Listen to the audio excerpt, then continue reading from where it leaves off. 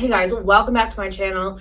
Today I want to talk about something a bit more serious than what I've been making videos about, but I want to start covering these right-wing extremists because I think it's important that we are seeing what's going on in the world, that we're seeing what the extreme right. Now, I'm not saying all Republicans, I'm not saying all conservatives, I'm saying the extreme right that wants to turn America into a theocracy.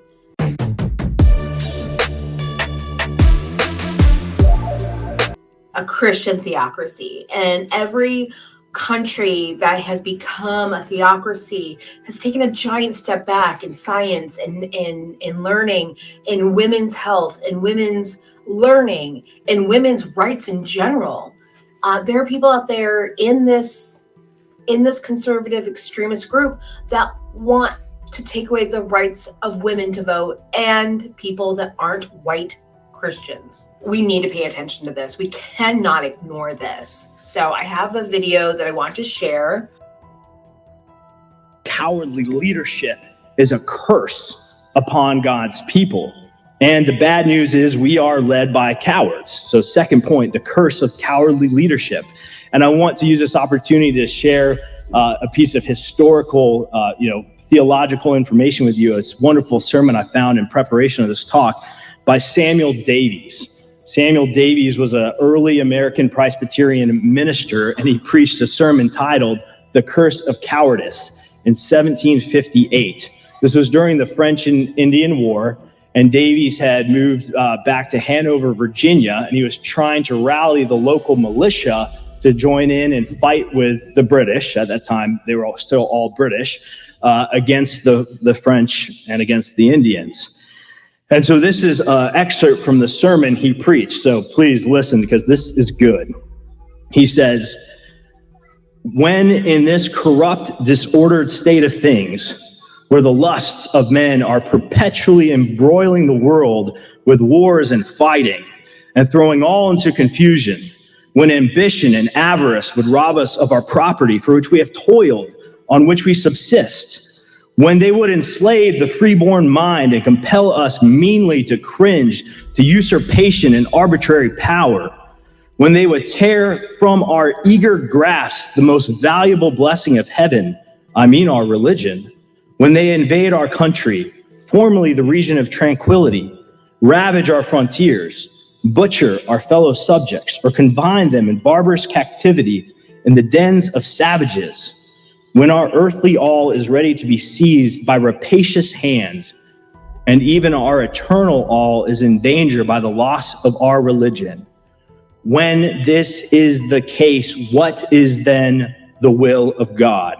Must peace then be maintained with our perfidious and cruel invaders, maintained at the expense of property, liberty, life, and everything dear and valuable, maintained when it is in our power to vindicate our right and do ourselves justice? Is the work of peace then our only business? No. In such a time, even the God of peace proclaims by his providence to arms. And if we have ever lived in a point in time in American history since then that we could argue that now is the time to arms again, I think we are getting close. Now that is deeply troubling to me, that this guy thinks, and he's talking, I think, to a Christian group. I'm not sure who he's talking to, but it's scary that he wants to plant that seed that it's time to take arms. And they're trying to start, these extremists are trying to start another civil war. But this time it's not going to be against the North and the South. And it's not even going to be between the left and the right. It's going to be between freedom and theocracy and authoritarianism. Because that's what they want. They want authoritarianism. They want complete control over all of us. And that includes other Republicans. I'm progressive. I don't agree mostly with the Democratic Party. I think they're feckless and they do the wrong thing a lot. But so do mainstream Republicans. And this is my plea to people. We need better Democrats and we need better Republicans. Now, we can't do anything about this presidential election because it's too late. Like, we're already on the way towards that election. And I fear that if Trump gets back into power, he's never going to leave. He's going to turn this country into theocracy, to an authoritarian, theocratic government. And that did not work out for any other country that has done that. Religion ruins a lot of shit. A lot. I don't give a shit if you believe in God. I personally do not. Don't believe in God. I don't believe in Jesus. I don't believe in any of that shit.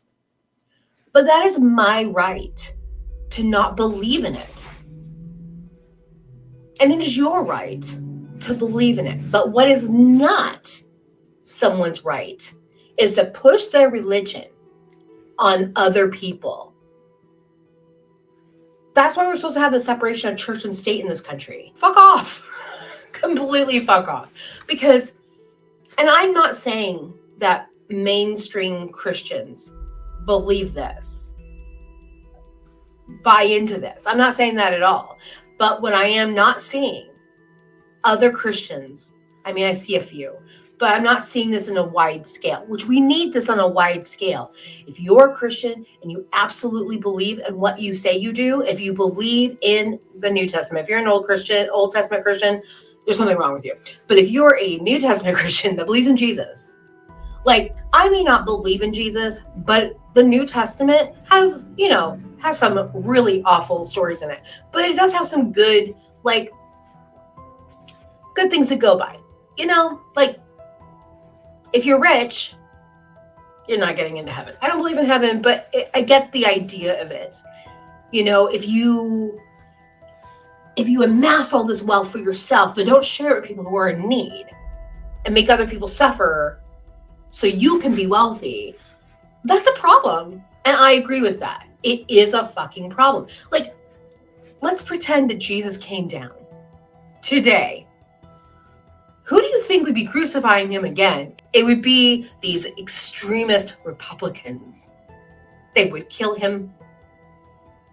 Like, I don't believe he existed. I mean, I believe there's a guy named Jesus that existed, but not the Son of God.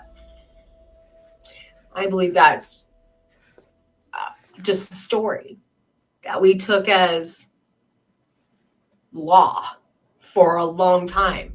Like, I honestly think it's a con. I honestly think whoever thought up religion at all was a con artist. I mean, I have no proof of that, but it feels like a con. I mean, if you look at all religions, most religions on the planet denigrate women, like make us the bad guy over everything. Anyway, I digress. It was a long rant.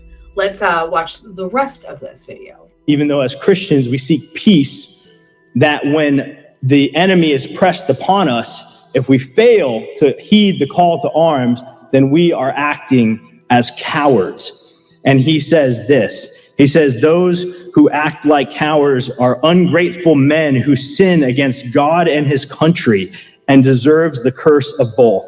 Such conduct and such a conjecture, so the conduct of cowardice in the moment of time when the call is to arms, is a moral evil, a gross wickedness, and exposes the wretch to the heavy curse of God, both in this and the eternal world. So to be ruled by cowards in a time of war is a curse, because God hates cowards. But you know what? The people who are preaching that very bullshit are the true cowards.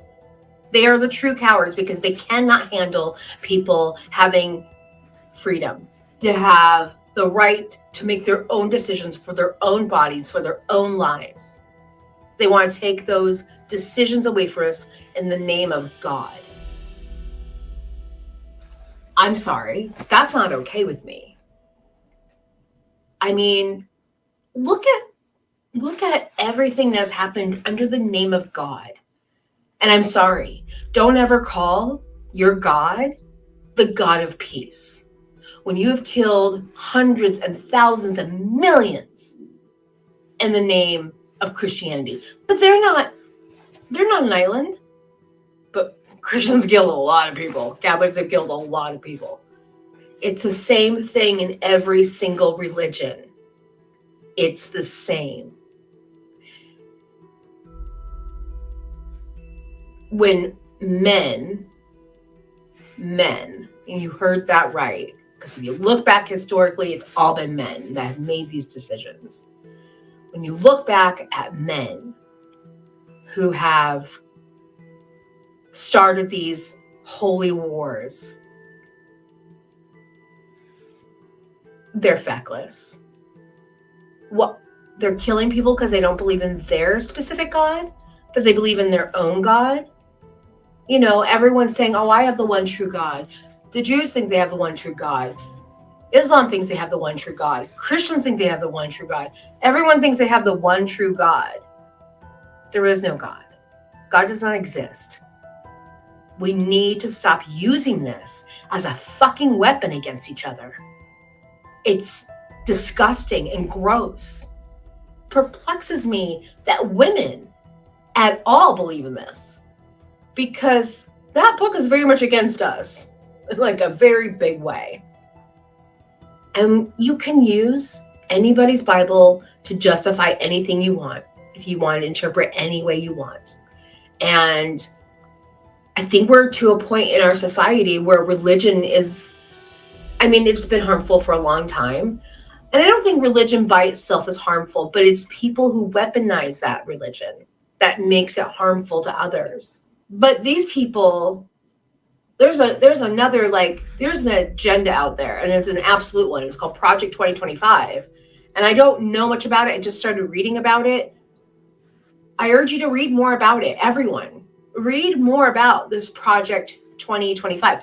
There's a video from a guy on TikTok that made me curious about this. So, and it wasn't the first time I heard about Project 2025, but it was, I think, the way he put his TikTok together that made me like, oh, this shit's gonna be a problem. So you guys all heard of Project 2025 by now, right?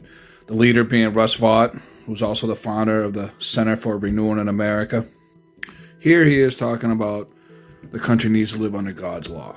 Being a nation that's for God, that's a consensus that we want to renew in this country, that we have religious liberty, but it cannot come from this notion that a country isn't understanding the reality that it has to obey God, and there is only one true God, and that is Jesus Christ our Lord. This is their goal during the next Trump administration. Nice. This is also the man that's been behind trying to defund Planned Parenthood. This is from Breitbart here. Of course, they're expressing it in a positive light, but goes on to say there are still millions of dollars left to relieve Planned Parenthood, but this was an exciting start to the dismantling of the abortion giant. Here you can see Russ talking about how proud he is to work with William E. Wolfe. Now, who is William E. Wolfe? Well, Is the work of peace then our only business? No. In such a time, even the God of peace proclaims by his providence to arms. And if we have ever lived in a point in time in American history since then that we could argue that now is a time to arms again, I think we are getting close. Now, Davies sets that out and says that it is right, even though as Christians we seek peace, that when the enemy is pressed upon us, if we fail to heed the call to arms, then we are acting as cowards. nice. Real nice. Yeah. Talking about taking up arms to unalive their fellow countrymen. Over what exactly? I don't fucking know. Here he is tweeting on how to restore the American family. Yeah. Pay attention to these people. So I just want to take a minute and go through these. And he's right. Pay attention to this, people. And no-fault divorce. They want us women, basically, to go back to the 1950s. And if you got married to the wrong guy, sucks to be you. So they want to end abortion, which they're well on their way for that. They want to do it in a federal way. Reduce access to contraceptives. Just because a person is taking a contraceptive does not mean they're taking it for not getting pregnant. Some people have to take it for regulating their periods. I have to take it because my body went into menopause, which is a natural thing. But because it's not just this great thing that people just go through, it really sucks. It does. My body decided to have a heavy, nonstop menstrual cycle to the point where I wasn't going to die. I wasn't hemorrhaging, but I was losing so much blood every day that I couldn't do anything. Like, it made me super tired. I was getting anemic, but I wasn't like gonna die. You know what I mean? It wasn't like real bad, but it wasn't real good. So it was affecting my way of life. It was affecting my ability to live my life. And if we remove contraceptives, and especially when we remove medication, people like me will have an issue. Because if left to keep going, it would become dangerous for me. So they're saying, oh, so if you have that issue, you're just going to have to maybe die. Because, you know, that's God's will. Fuck your God's will. Fuck him. Because you know what? He sounds like a miserable bastard. And he sure the fuck doesn't get to run my life. Because I don't fucking believe in him. Anyway, require men to provide for their children as soon as it's determined the child is theirs. That's already a thing. We already have those laws on the books. Like, it's already there. It's called child support. That's already there. So I don't know. They're making a law for a law that already exists. That's weird. And sex education in public schools. That is a terrible decision because you know what parents don't like to fucking do? Have sex ed talks to their kids. And they probably won't. Kids need to know about this shit. You know what? Let schools handle sex ed. It's not hurting anybody. They need to know how our bodies work. And surrogacy. So if you can't have a baby and somebody else can, they don't want you to be able to, I mean, I would think they would be IVF as well. Like, they're going for IVF as well because they're not going with science. And why is science not considered God? You know what I mean? Like, wouldn't you think our advances in science would be from God? Because it helps us. It helps us survive. It helps us not die so young. It helps us get over some things. I mean, and then overturn Obergefell. I don't know what that is. Let's look it up. Okay, so it's Obergefell versus Hodges. 576 U.S. 644 is a landmark decision of the Supreme Court of the United States, which ruled that a fundamental right to marry is guaranteed to same-sex couples. Yeah, that should have made sense to me. Due to the process clause of the Equal Protection Clause for the 14th Amendment of the Constitution. So they want to basically make same-sex marriage illegal. They probably want to make or same-sex relationships illegal as well. I bet money. These are the people that create these camps to pray the gay away, which doesn't fucking work because it's not the devil. It's not any of that. It's just how these people are born. You're born that way. That has been proven scientifically. Science is the one thing we need to adhere to. We need to stick with science because that tells us the things that are actually true in the world and aren't subjective to our own interpretation to it. Without that, without science, we wouldn't have computers, we wouldn't have phones, we wouldn't have any of it. We wouldn't have electricity. We wouldn't have anything we fucking love today. So it really blows my mind when they're like, you can't have this medication that's going to help your body because it's doing it. That's God's will. If you die because you're a woman, I don't care. But I'm going to use this cell phone, which is also science, but we're not going to ban that because we like that. We care about that. And that's what it comes down to. Nationalist wand.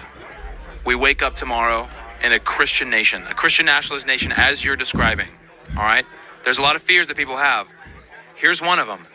Will women have the right to vote tomorrow if you wave that magic Christian wand? No. Okay, why not? I want to get into why not. Yeah, why not? Yeah, that's great. Because if we had a Christian nation tomorrow and women did have the right to vote, we would not have a Christian nation within 50 years. These are the people that are behind the Republican Party pushing for a Trump dictatorship. Who else is part of this group? Well, here are some of the members. You see Roosevelt at the top. There are other ways that medication is used. It's not only an abortion pill. It is used in other ways. The abortion pill may treat dozens of diseases. So the mifepristone, the FDA-approved abortion drug, might also treat conditions like cancer and PTSD. Providing it works in a post-Roe landscape, land could change. Dr. Nancy Klimas has spent the better part of 3 decades researching careers trying to find a cure for the Gulf War illness, which is a very serious thing that many men and women go through that were in that situation. Military veterans with the unusual, unexplained illness, which affects some 300,000 service members who fought in 1991 Operation Desert Storm, suffer from a range of symptoms, including constant aches and pains, trouble concentrating, fatigue, respiratory issues, and irritable bowel syndrome, all understood to stem from exposure to neurotoxic chemicals during combat. Apart from symptom management, which he says is really just chasing the tail of the dog, which I understand that completely, there's no treatment for Gulf War illness. And the clock is ticking. According to Klimas, director of the Institute of Neuroimmune Medicine at Nova Southeastern University in Florida, the condition could turn into severe neurodegenerative disease if left untreated. I'm anxious to get in there and help these veterans as soon as we possibly can, said Klimas, who is also the director of environmental medical research program at the Miami Veterans Affairs Medical Center. It's already been 30 years. Now, with a clinical trial for male veterans she's launching at Miami Veterans Affairs Hospital, she hopes this will finally come. The study is testing out a combination of 2 drugs that already approved by the Food and Drug Administration for different uses. One is Intercept, or Enbrel, a drug for arthritis. Others is mifepristone, better known as the abortion pill. The clinical trial is successful. If the clinical trial is successful, it could be the first step towards bringing these veterans some relief, Klimas hopes. But now the Supreme Court has overturned the legal right to abortion established by Roe versus Wade. Researchers studying mifepristone for uses outside of abortion could face their own set of challenges. So, and it's used for a variety of other things. I know it's used for women's fibroids, and they can be extremely painful, extremely debilitating. And why do we want to make women suffer unnecessarily?